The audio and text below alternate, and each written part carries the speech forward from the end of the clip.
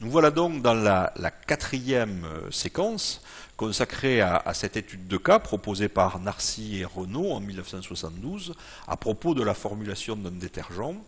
Et dans cette quatrième séquence, nous allons aborder des aspects concernant les modèles, alors qu'on appelle aussi des modèles empiriques, puisqu'ils vont être basés sur des résultats expérimentaux. Et les modèles que l'on va postuler, en espérant qu'ils nous aident à trouver un optimum, eh bien, sont ici des formes canoniques de modèles polynomiaux. Donc dans cette séquence, on va revenir sur la notion de modèle, on en parle régulièrement dans les présentations, et puis on va revenir sur l'écriture de ces formes canoniques de modèles polynomiaux, en allant, ce qui est un peu original ici, jusqu'à la forme de degré 4 qu'on appelle aussi le modèle quartique. Le fait de postuler, on va le voir, une forme canonique de modèle polynomial va permettre de connaître le nombre de paramètres ou de coefficients de cette équation, et donc le nombre de mélanges à faire va être suffisant pour pouvoir estimer convenablement ces paramètres. C'est ça l'objet de l'étape modèle empirique. Alors qu'est-ce qu'un modèle? Un modèle, c'est une approximation de la réalité.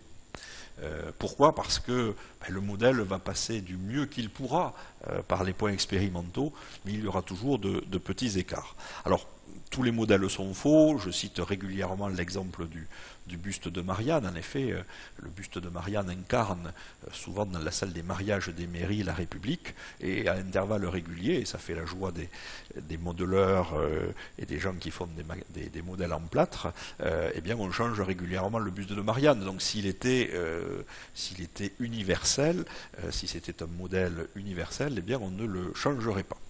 Le modèle, toutefois, est un vecteur d'information. Ce n'est pas parce que vous allez faire 15 mélanges que vous allez avoir la chance que parmi ces 15 mélanges, il y en ait un qui réponde parfaitement aux contraintes que vous vous êtes fixées.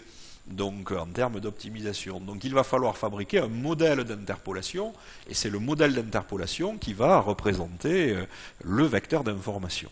Donc certains sont utiles, et je vous rappelle que pour vous orienter dans la nature, vous utilisez des modèles qui peuvent être relativement simples et entre guillemets gratuits, en regardant où pousse la mousse des arbres, et des modèles qui peuvent être un peu plus sophistiqués, qui peuvent aller depuis la boussole des Chinois jusqu'au GPS pour vous aider à prendre dans un cas une direction, et dans l'autre cas atteindre naturellement un point de fonctionnement particulier. Ce que l'on redoute comme aspect, ou que l'on ignore souvent, c'est qu'un modèle va propager des incertitudes. Pourquoi? Parce que lorsque vous allez réaliser ici 15 mélanges, sur chacune des expériences, il y a une incertitude. Et il n'y a pas de raison qu'en créant une interpolation entre ces expériences, ces mélanges, vous annuliez la valeur de l'incertitude. Donc un modèle propage des incertitudes. Mais si l'on prend soin de positionner judicieusement, et c'est tout là l'art des plans d'expérience, les expériences dans le domaine expérimental, alors, et on l'a déjà vu dans une séance d'introduction sur la position du problème, bien alors on va contenir l'inflation des incertitudes. Donc c'est inévitable, à moins de faire 5000 ou 10 000 mélanges dans le domaine expérimental, ce qui voudrait dire qu'on mesure à peu près partout avec un pas de variation très inférieur au centième ou au millième de %, ce qui est inenvisageable compte tenu des contraintes économiques. Alors, on entend aussi dire un modèle c'est coûteux à construire. S'il y a 15 paramètres dans le modèle, il va falloir faire au moins 15 expériences. Oui, naturellement, mais l'objectif des plans d'expérience, j'ai souvent tendance à dire que c'est un outil de gestion qui va vous permettre de contenir la dépense expérimentale. Et donc c'est ce que je dis là, si vous pensez que c'est coûteux à construire, bien déjà estimez le coût. Et la méthode des plans d'expérience va vous apporter des éléments d'information, d'une part pour rationaliser la dépense expérimentale, et d'autre part pour positionner les mélanges dans le domaine expérimental, ici, de façon à minimiser la propagation des incertitudes. Alors, ce rappel étant fait sur les mélanges, où vont-ils intervenir dans la boucle de la formulation? On va intervenir pour relier deux entités. Une entité qu'on appelle les réponses, sur lesquelles porteront les contraintes d'optimisation et relier une autre entité qui sont les variables d'entrée, que certains appellent des régresseurs, qu'on appelle les facteurs aussi, et qui sont les variables internes, les proportions des constituants. Et on espère qu'on va trouver le meilleur lien possible entre les x, les proportions des constituants, et les y, les réponses. Et ce lien va être ici matérialisé par la forme canonique de modèles polynomiaux, en espérant que parmi ces formes canoniques, on en trouve une meilleure que les autres, meilleure au sens de la qualité descriptive et de la qualité prédictive. Alors, commençons par rappeler ce qu'est un polynôme, notamment un polynôme de degré 1. Un polynôme, c'est très intéressant parce que c'est une somme de monômes. Et lorsque vous postulez un polynôme de degré 1, eh bien vous avez une constante, c'est le monôme de degré 0, x à la puissance 0, ça fait 1. Et ensuite, vous avez un certain nombre de termes de degré 1, alpha 1x1 plus alpha 2x2, plus autant de monômes ici que vous avez de facteurs. Lorsque vous avez trois constituants, un modèle de degré 1 sous forme polynomiale peut s'écrire sous la forme état. État, c'est la lettre grecque qui va symboliser la réponse. On aurait pu écrire grand Y. État égale alpha 0 plus alpha 1x1 plus alpha 2x2 plus alpha 3x3.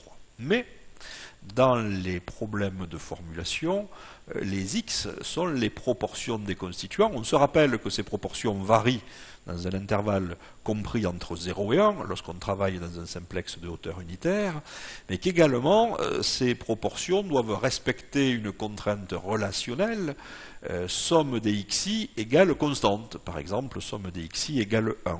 Et 1, chacun sait que c'est l'élément neutre de la multiplication. On va s'empresser de multiplier immédiatement alpha 0, la constante du modèle, par 1. C'est ce que vous voyez ici. Et qu'est-ce qu'on va faire? Eh bien, on va redistribuer et on va factoriser. C'est ce qui apparaît sur le transparent suivant. On va développer le premier terme, alpha 0x1 plus alpha 0x2 plus alpha 0x3. On va factoriser avec les termes alpha 1x1, alpha 2x2, alpha 3x3, pour obtenir finalement ce qu'on appelle la forme canonique du modèle polynomial de degré 1. C'est un modèle sans constante et on va l'écrire sous la forme générique bêta 1x1 plus bêta 2x2 plus bêta 3x3. Cette forme fait apparaître, parce que nous avons trois constituants, fait apparaître trois paramètres ou trois coefficients, bêta 1, bêta 2, bêta 3. Si vous aviez un peu plus de constituants, par exemple Q, eh bien, il y aurait Q paramètres. Donc voilà l'expression générique en présence de Q constituants. Alors naturellement, cette équation va traduire un plan. Donc ça va supposer que la réponse, ou la variation de la réponse, pourrait être représentée par un plan. Alors un plan c'est un peu restrictif, notamment s'il y a ce qu'on appelle des synergies ou des antagonismes lorsque vous faites des mélanges. C'est-à-dire est-ce que le fait de mélanger va accroître ou va diminuer la réponse de façon plus grande que ce qu'on observerait dans une variation linéaire plane. Et donc on va éventuellement envisager des modèles de degré supérieur. Donc s'il y a trois coefficients dans le modèle, eh bien il faudra faire au moins trois mélanges distincts. Comme on vient de le dire, pour prendre en compte les synergies et les antagonismes, il vaut mieux privilégier ces deux termes, synergie et antagonisme, au terme interaction, notamment lorsqu'on utilise des formes canoniques de modèles polynomiaux et lorsqu'on est en plan de mélange. On va traduire ces synergies et ces antagonismes, c'est-à-dire ces écarts à une variation plane, on va traduire ces écarts à partir d'un modèle de degré 2 ou de degré 3 ou de degré 4. Alors, comment s'écrit un modèle de degré 2 de façon générale? Vous retrouvez une constante, vous retrouvez des termes de degré 1 et vous retrouvez une famille de termes de degré 2 que l'on peut séparer en deux parties, les termes carrés, x1 carré, x2 carré, x3 carré, et les termes rectangles où les indices sont différents, x1, x2, x1, x3, x2, x3, si vous êtes en présence de trois facteurs. C'est ce que j'ai écrit ici. Alors, cette forme générale des modèles polynomiaux de degré 2, qui est utilisée dans les plans à surface de réponse, comme les plans de Box-Bunken, les plans composites centrés, les réseaux de Dollert, cette forme générale va être réécrite encore une fois sous forme canonique en raison de la contrainte relationnel x1 plus x2 plus x3 égale 1. C'est ce que je fais apparaître ici. Cette contrainte relationnelle va être l'élément neutre de la multiplication. On va s'en servir pour multiplier alpha 0 par x1 plus x2 plus x3. Et les termes carrés que l'on vient d'évoquer vont être réécrits sous la forme du produit de deux termes. x1 carré, ça va être x1 que multiplie x1. Et un de ces deux termes, au choix, va être réécrit en fonction de la contrainte relationnelle. Par exemple, x1 est égal à 1 moins x2 moins x3. Ce qui fait que la réécriture de ce modèle va supprimer d'une part la constante et va supprimer d'autre part les termes carrés. On développe, on factorise et on voit apparaître finalement 6 monômes. x1 multiplié par un ensemble de coefficients, x2, x3, ce sont des monômes de degré 1, puisque x intervient à la puissance 1, et à la ligne suivante, des monômes de degré 2. On va réécrire cette factorisation sous une forme canonique. Bêta 1 x1 plus bêta 2 x2 plus bêta 3 x3 plus des termes rectangles, bêta 1 2 x1 x2, bêta 1 3 x1 x3, bêta 2 3 x2 x3. Cette forme canonique en présence de 3 constituants fait apparaître 6 coefficients, 6 paramètres à estimer grâce à l'expérimentation. Donc par voie de conséquence, si vous pensez qu'il est utile de suspecter des synergies et des antagonismes, donc des courbures dans la surface de réponse, eh bien il vous faudra faire en présence de 3 constituants au moins 6 mélanges distincts. Vous voyez ici l'expression générique lorsqu'on est en présence de Q constituants, et je vous rappelle également l'expression générique qui définit le nombre de coefficients à estimer en fonction du nombre de constituants, petit q, dans un problème de formulation, si vous utilisez un modèle de degré 2. Alors, le modèle de degré 2 est parfois encore insuffisant pour modéliser la variation de la réponse, et il peut être envisagé d'autres formes canoniques que l'on va présenter ici, sans démonstration, mais vous les trouvez dans la littérature. La forme canonique du modèle de degré 3, qu'on appelle aussi le modèle cubique, que vous voyez à l'écran.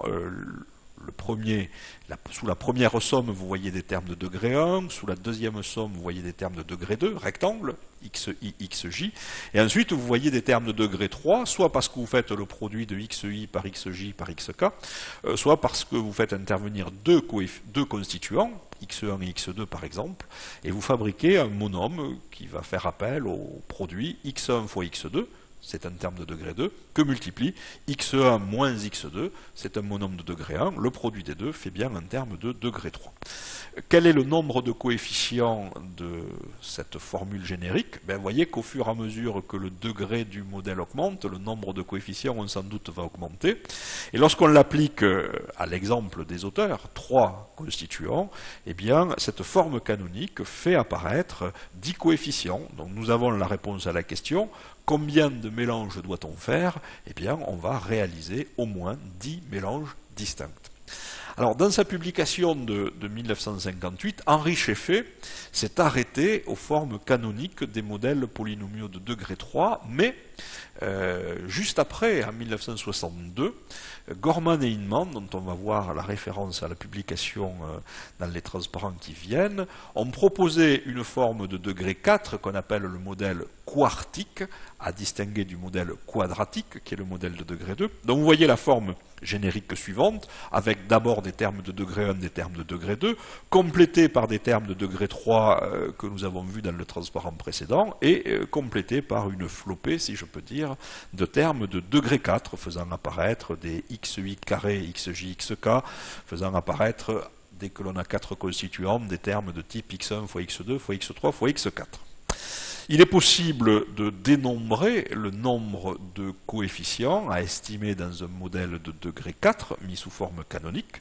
Voilà la formule. Et lorsque on est en présence de 3 constituants, intéressons-nous à l'étude de cas des auteurs, eh bien, il y a 15 coefficients à estimer. Donc, il faudra faire au moins 15 mélanges distincts, et je vous avais donné un avant-goût de ce nombre de mélanges lorsque j'ai présenté en stratégie expérimentale le domaine expérimental avec 15 points rouges qui représentaient ou qui représentent les mélanges que les opérateurs vont réaliser. Alors si on fait un récapitulatif de ce qui nous arrive dans cette étude, eh bien on va pouvoir, à partir de 3 constituants, si l'on choisit d'utiliser une forme canonique de degré 1, ben, il va falloir faire un modèle qui nécessite l'estimation de 3 coefficients. Si on passe au modèle de degré 2, au moins 6 coefficients, donc au moins 6 expériences. Le modèle de degré 3 nécessitera l'estimation de 10 coefficients et le modèle de degré 4 nécessitera l'estimation de 15 coefficients.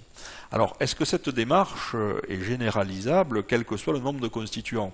Alors, vous avez pu voir dans un chapitre de cours une application d'une formule qui donne le nombre de mélanges à réaliser en fonction du nombre de constituants. Vous pouvez utiliser ici aussi les formules qui ont été proposées. Et classiquement, dès que l'on va dépasser le cap de 5 ou 6 constituants, eh bien, on se limitera à des formes de degré 2, des modèles mis sous forme canonique de degré 2, qu'on appelle encore des modèles quadratiques. Pourquoi? Parce que, d'une part, plus le nombre de constituants augmente, plus le domaine expérimental réduit, parce que vous allez infliger des contraintes aux variations des constituants. Donc plus il y a de constituants, plus il y a de contraintes et plus le domaine est petit. Donc si le domaine est petit, et s'il est judicieusement choisi par les experts, on peut supposer qu'un développement limité à l'ordre 2, comme on dit en mathématiques, sera suffisant pour décrire la variation de la réponse. Et en plus, ça représente une économie expérimentale. Imaginez un instant l'utilisation de modèles quadratiques en présence de 10 constituants. Naturellement, la dépense expérimentale serait énorme et serait inenvisageable dans la plupart des industries. Donc voilà, nous avons maintenant des éléments de réponse à la question qui était posée. Combien de mélanges doit-on faire dans le domaine expérimental? Bien, au moins autant que le nombre de coefficients à estimer. C'est-à-dire que si votre budget expérimental ne vous autorise que de faire 12 essais, eh bien, vous ne pourrez pas envisager un modèle de degré 4. Alors, dans le budget expérimental, il faut bien comprendre qu'il y a plusieurs contributions. Il va y avoir une contribution liée à l'estimation des coefficients du modèle, et on a amené des éléments de réponse.